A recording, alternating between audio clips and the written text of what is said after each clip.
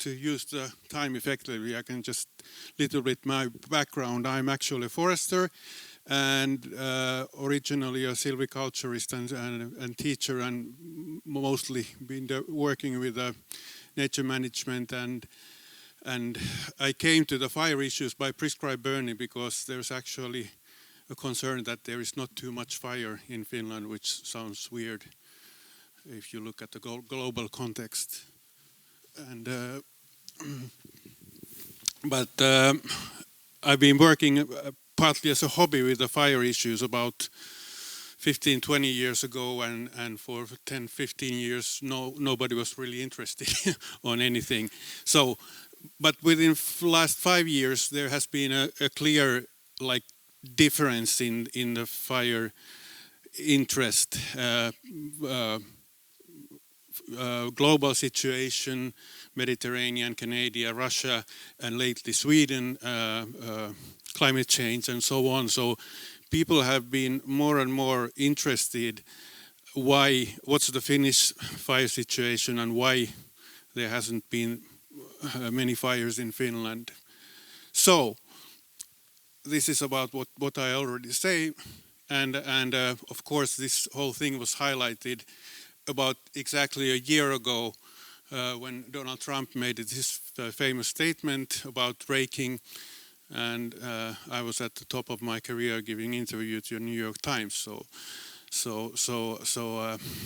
of course this created a lot of discussion and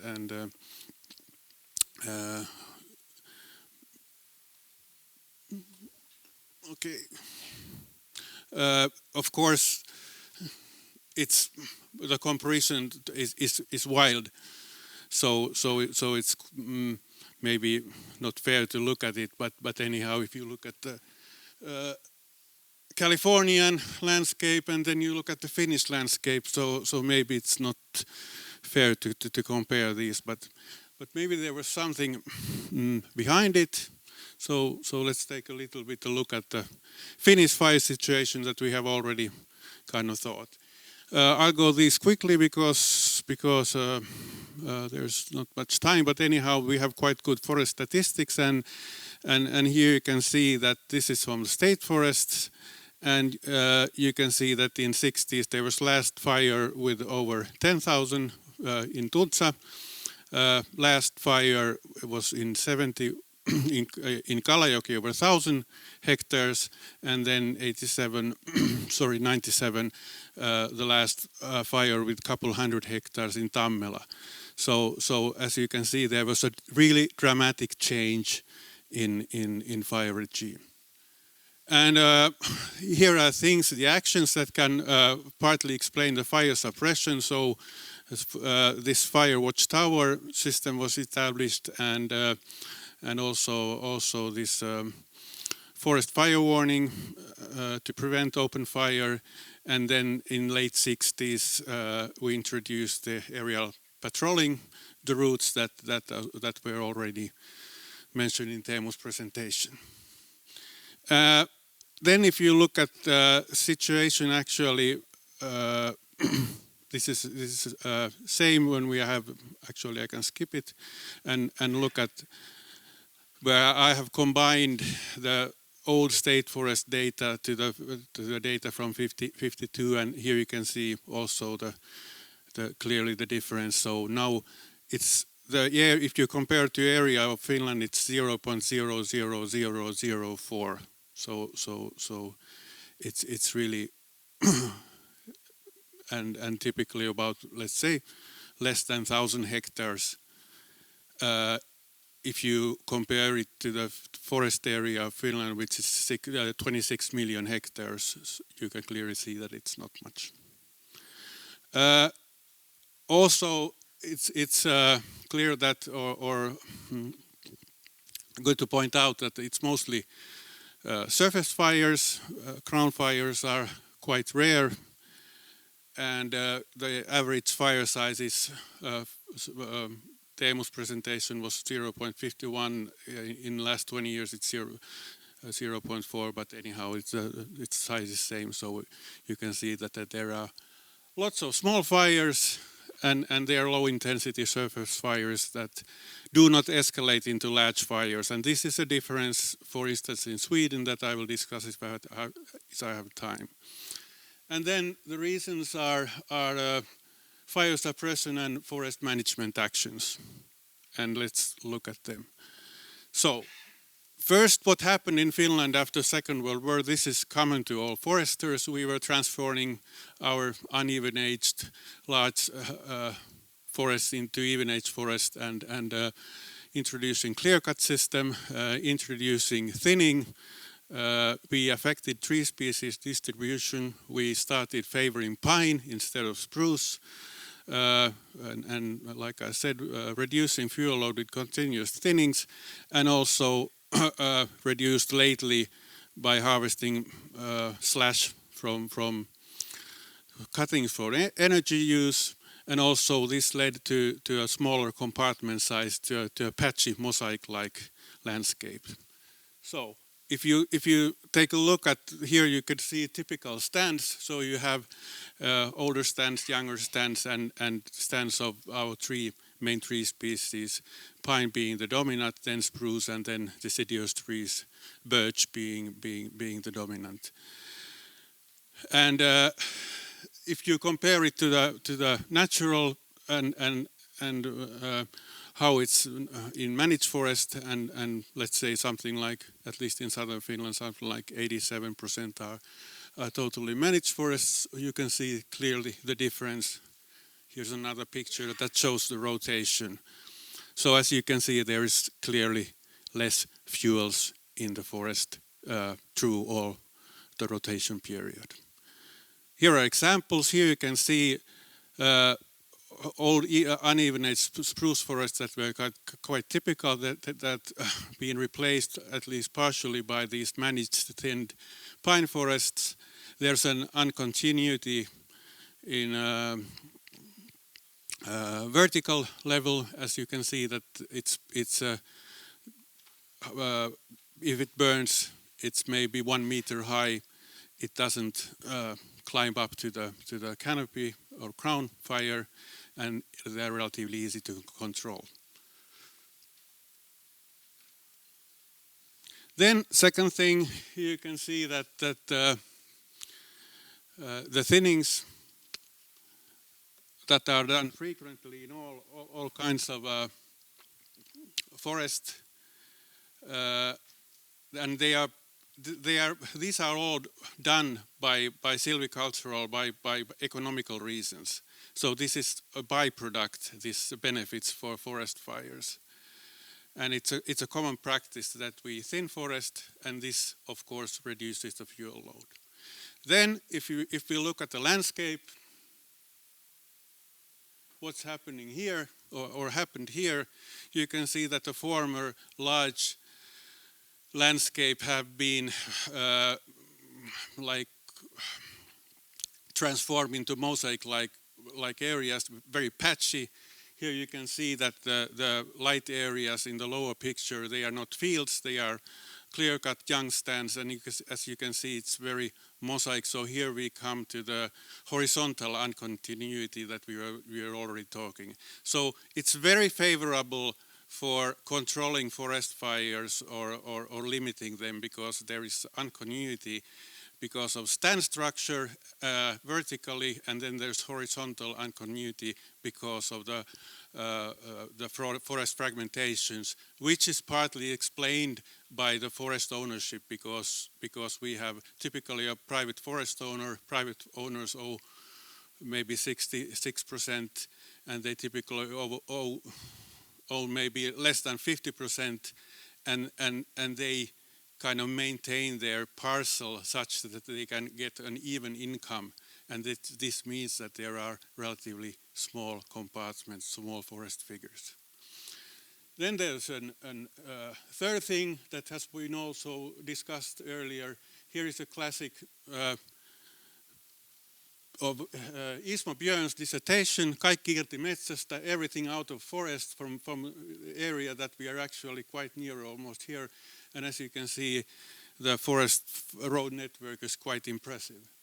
And they function as fuel breaks, but the most important thing is the accessibility. So they are designed to be driven by fire trucks, timber trucks, so they also can be used for fire trucks. And they also make very easy or helpful to limit the forest fires. And here you can see the difference in the Russian border. So you can see it's quite a different thing. Here there's a classic scientific article about how you should manage forest to reduce fuel and fire risk. If you look at the third first ones, you can see that these all have happened here in Finland. Not intentionally, but as a byproduct in a way.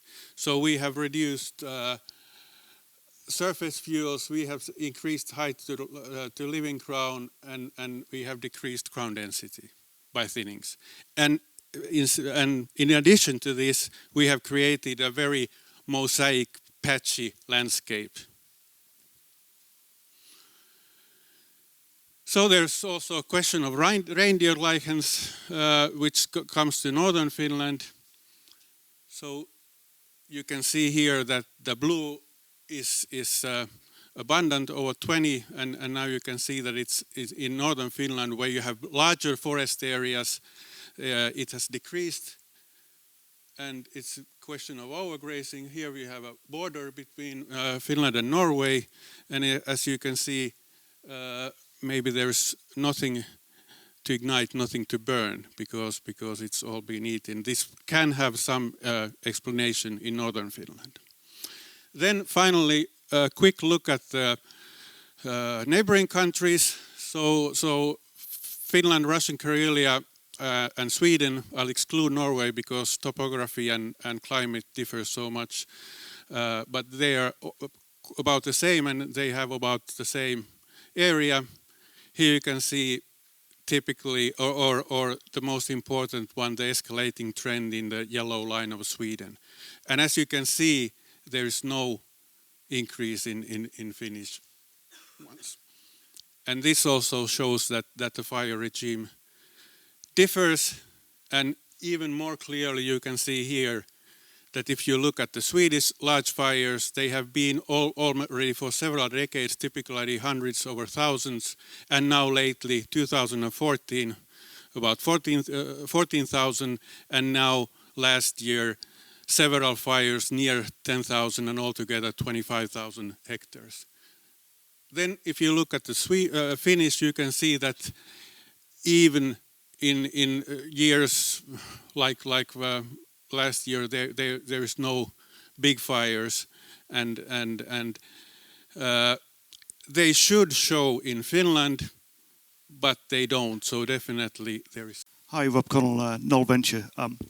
My question, please. The very nature of the advantages of, or the differences that we have here, in terms of single species and clear cutting and all the rest of it. Could we add ditching to that as well from the 60s? Ditching from the 1960s?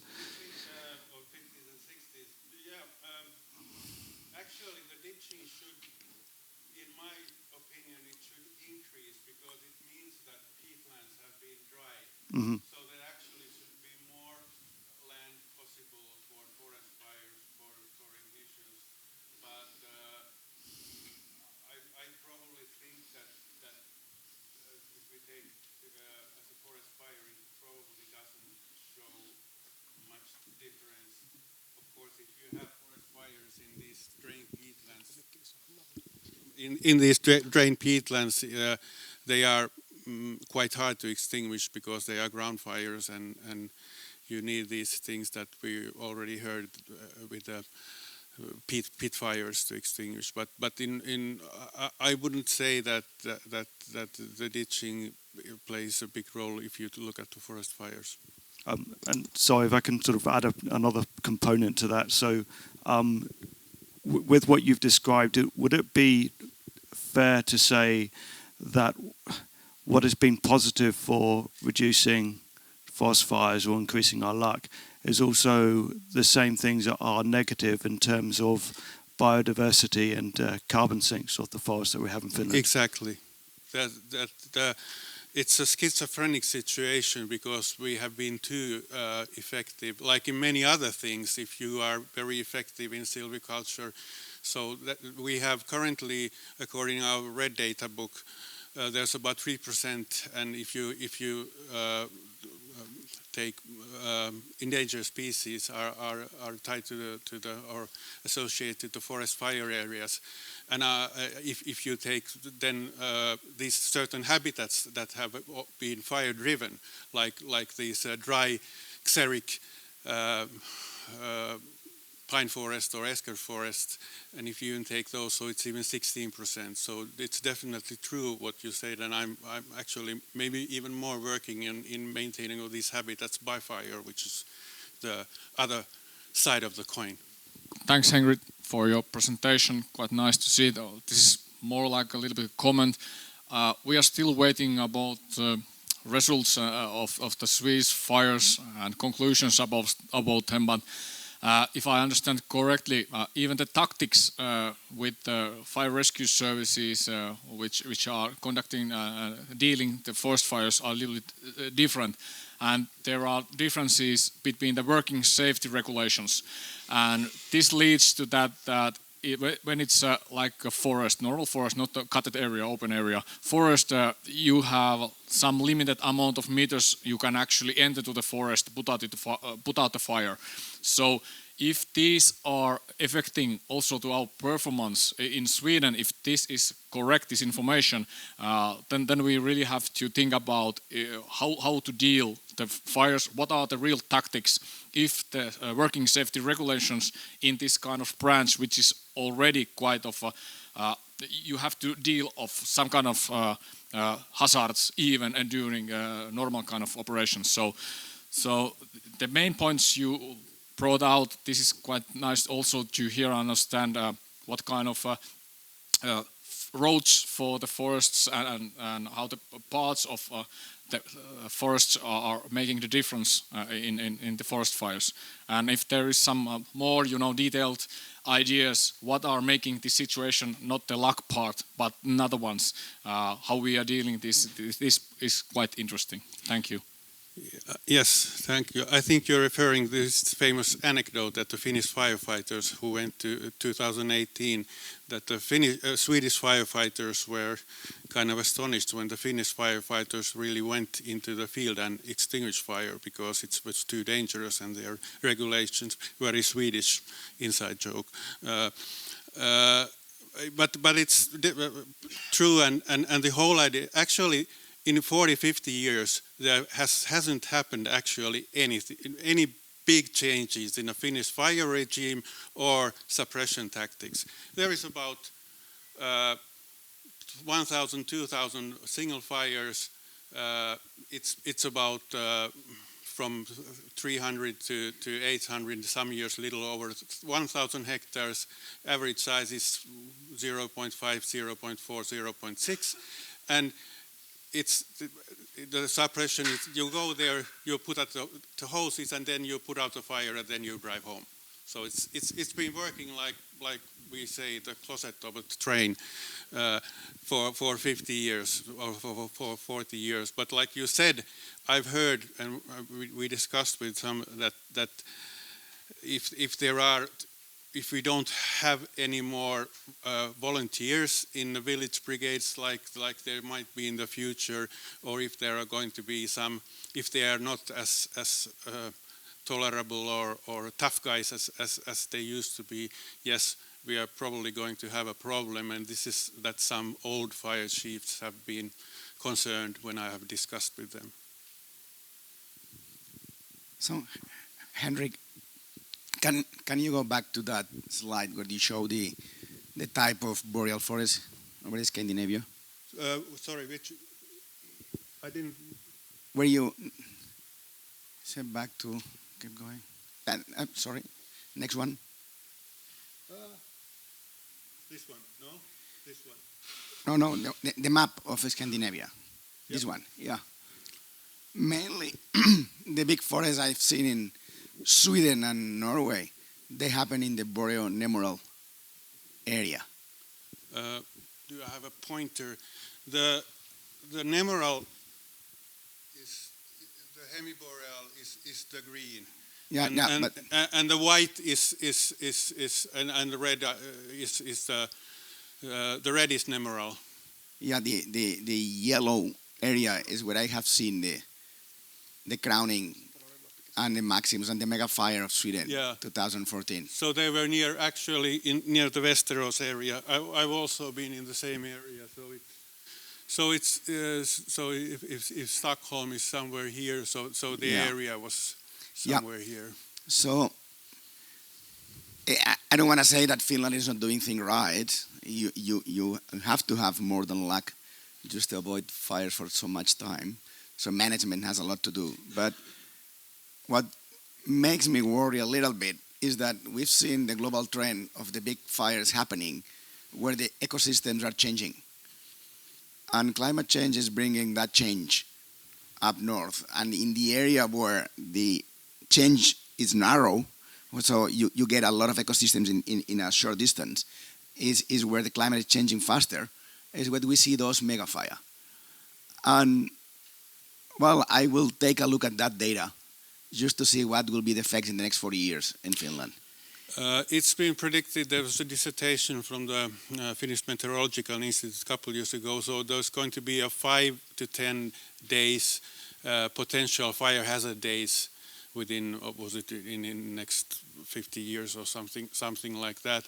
But the point, in my opinion, the point is that the fuel situation in Finland is so, how would you say, unique or drastic or whatever, that this correlation between even if the flammability is definitely going to increase, the ignition probability, but now so far it has been so that the other arrows pointing opposite direction has been more powerful. So it's like if you have a disease which is caused by some bacteria, and then the bacteria is increasing, but you have vaccination or treatments. So the increasing of bacteria doesn't definitely mean that you're going to be more ill. So I think this is, but like you said, of course you have to be prepared to this, and definitely I think that the ignitions are going to. But for instance, there were two extreme fire years, 2006 and 2000, not fire years, but the one 2006 was the driest in southern Finland, and 2018 was the warmest or hottest in southern Finland, and they didn't cause, which was a bit strange even. But Finland is, let's say, flat compared to some of the areas, and Sweden is sitting in the shadow of that range that goes through Norway. So it's a lot of dry air sitting down for days in Sweden. Yeah. And that's, so you don't get that extreme over there unless we get a nice... That's not true, because I partially agreed, but they did in Finnish Meteorological Institute after the 2014 they made an analysis that they claim that the climate or the weather doesn't kind of explain or protect Finland from fires. So we should prepare to more fires. I don't think it's. I can't deny it because it was a scientific thing, but their conclusion was that Finland and Sweden are about same as in their fire regime. Climate regime. Yeah, but that's fire weather index or classical weather. What about vorticity? It's what Sweden has. Yeah, well, their vorticity is what allows those ground fires to happen, and we will not see vorticity in this area unless we have a really high pressure ridge over Scandinavia, which is in the model. So my point is, of course, you are safe right now, and that's no, we're not safe. But you're safer than the others. But take into account that you manage forests that it will take 40, 60 years to do all the management. So we are planting or managing forests now, but we will cut in 40, 60 years, and the climate will change a lot. And in the middle of that process, the fire regime really can change. It's just that trend that we see at that border between the yellow and the dark green, it can get wider in Finland, and then we'll see different things. It's just my question, and I will look at that. You mean with now critical point of view. Yeah. You mean that here? Yeah, that became wider, and that's what worries a little bit compared to what happens in the other parts.